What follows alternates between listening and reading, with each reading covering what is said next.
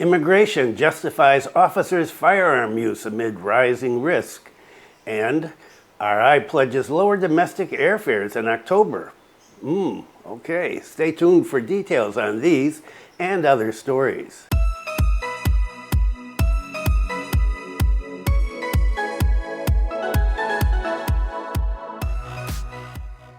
Selamat siang. Welcome to the latest news from Bali and Indonesia. This is October 1st, 2024. Yes, it's October, and my name is Bruce. And what is the weather like today? Well, it is 30.2 degrees Celsius. Wind speed is 14.4 kilometers an hour, gusty again, and the humidity 71%. Another beautiful day up here, but no rain. It is dry. It is dry. It is dry.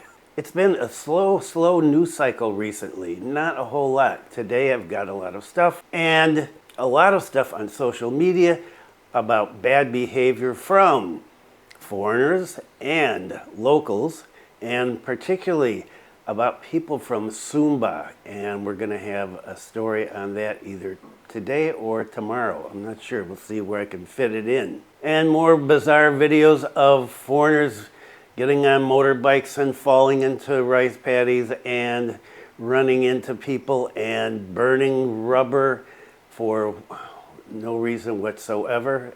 It just goes on and on and on. And a lot of deportations, misuse of visas is one, and overstay is another, obviously. And immigration said in the latest story about an Australian who was deported from Singaraja immigration because he was advertising villas or managing villas online, even though he was here on a VOA. And immigration said in the article about this, hey, we're using IT. We're not just out there on the ground walking around and checking on things and getting tips from local people, but we're checking social media. And so if you were doing something that is illegal here, and you're advertising on social media, you better make sure that you're legal. Okay, let's get into the first story on immigration and guns. Immigration justifies officers' firearm use amid rising risk. The Director General of Immigration, Sulmai Karim, has defended the recent amendment to immigration regulations that permits officers to carry firearms, citing the escalating danger they face in the field. There were tragic incidents involving the deaths of immigration officers while on duty, he said. He underscored the urgent need for this measure in a written statement 2 days ago on Sunday. He mentioned the case of an officer who was fatally stabbed by a detained foreigner in April 2023. The individual foreigner was involved in terrorism and was being handled jointly by Densus 88, the anti-terrorist squad, and immigration. He emphasized the significant risk faced by immigration officers, particularly those stationed in regions prone to conflict. He highlighted the frequent encounters with dangerous transnational criminals necessitating the use of firearms both for self-protection and the apprehension of perpetrators. The threat of violence, terrorism, and civil unrest that our officers may confront makes firearms not only a means of protection but also a deterrent to foreigners who may seek to resist arrest. The Director General noted that the performance of immigration's law enforcement activities has improved this year. From January to September, enforcement actions have doubled compared to the same period in 2023, with 3,393 operations conducted nationwide. This surge in activity has naturally amplified the risk faced by officers. We examined the practices of other countries with advanced immigration systems, such as Singapore, the U.S., Germany, Australia, and Malaysia, he said, adding that in these nations, immigration officers are authorized to carry firearms under stringent regulations. According to him, the Indonesian government is currently developing a ministerial regulation to govern the use of firearms by immigration officers. This process involves a comprehensive review and public consultation. We will establish rigorous criteria for officers eligible to carry firearms and implement clear procedures for their use, including limitations.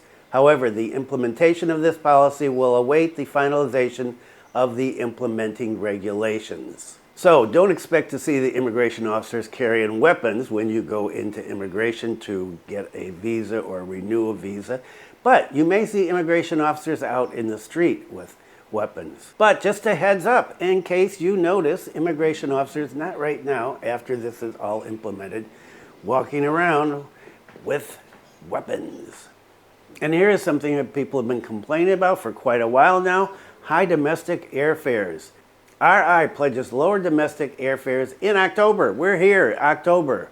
Are the fares going down? I hope so. Pak Sandiaga announced that President Jokowi will soon reveal breakthroughs in the continuing efforts to reduce the cost of domestic airfares. A new policy is being formulated by Pak Luhut. Pak Sandiaga said Minister Luhut is addressing the cost of airline tickets, intending to announce breakthrough measures before the change of the presidential cabinet and the swearing in of the next government. And so that's in about another 3 weeks.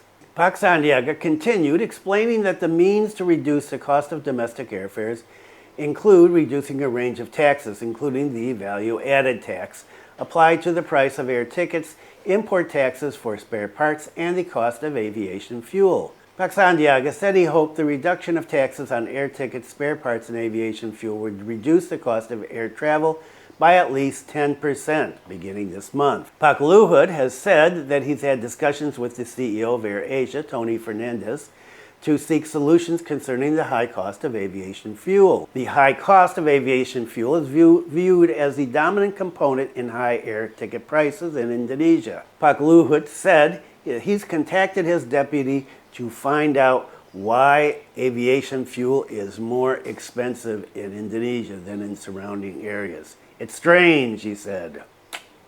Indeed. And I don't talk about politics a lot for a good reason. As a foreign resident here of Bali, I try to steer clear of things that can be overly controversial because I don't want to get in trouble with immigration. But occasionally I cover political stories. And here's one: Pak Koster, former governor, is running again, as you probably know, and elections are coming up soon. This is the election campaign period right now. And politicians in Bali and everywhere else in the world always promising things. And what has Pak Koster been up to? Because, he is from the north here, and so he's been up in Buleleng campaigning. Koster promises free school fees and develops Sangsit port. Candidate pair for governor and vice governor of Bali, Wayan Koster and Nyoman Giri Prasta, campaigned in several areas in Buleleng Regency. Koster promised to make school fees free from elementary school, SD, middle school, SMP, to high school, SMA. The elementary, middle, high school, and vocational education programs will be free, he said. Pak Koster arrived at the Banjarasem Village multipurpose building the other day and was greeted with gamelan and a dance. Pak Koster said to realize his program, he would utilize a regional revenue expenditure budget, APBD, of the Bali province and the district. There are provincial and district APBD funds, he explained. In addition to the free education program, Koster admitted that he had designed the development of the capacity of Sangsit Port and Chulukan Bawang Port. This was done to improve the economy of the Buleleng community. Koster said the promise would be realized if he wins the 2024 Bali gubernatorial election. It will be built once the planning is complete. It will be built in 2026, he said. Chulukan Bawang's capacity will be developed. And some more promises. And Pak Koster was big on infrastructure development when he was the governor. And during the presidential campaign, I talked about how the president-elect and the vice president-elect were here in Bali, and the vice president-elect said that he was going to work on getting the North Bali airport built. And here is a short one. Note, foreign surfing coaches are rampant on Kuta Beach.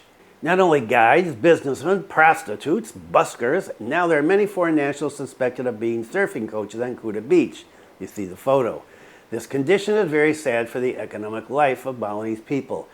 Many foreign nationals have been deported from Bali due to the lack of supervision of foreigners and the opening of uncontrolled tourism, while the number of foreign nationals in Bali is quite large, reaching hundreds of thousands. And they often cause trouble in Bali. It would seem to be pretty easy to get foreign surfing instructors. All you got to do is walk down the beach. And what about weather? Does it feel hot to you? Feels hot to me, and my wife complains about it all the time. Bali weather feels hotter and humider. Maximum temperature 34 degrees Celsius. Lately, residents and tourists in Bali have been experiencing hotter and more humid weather conditions than usual.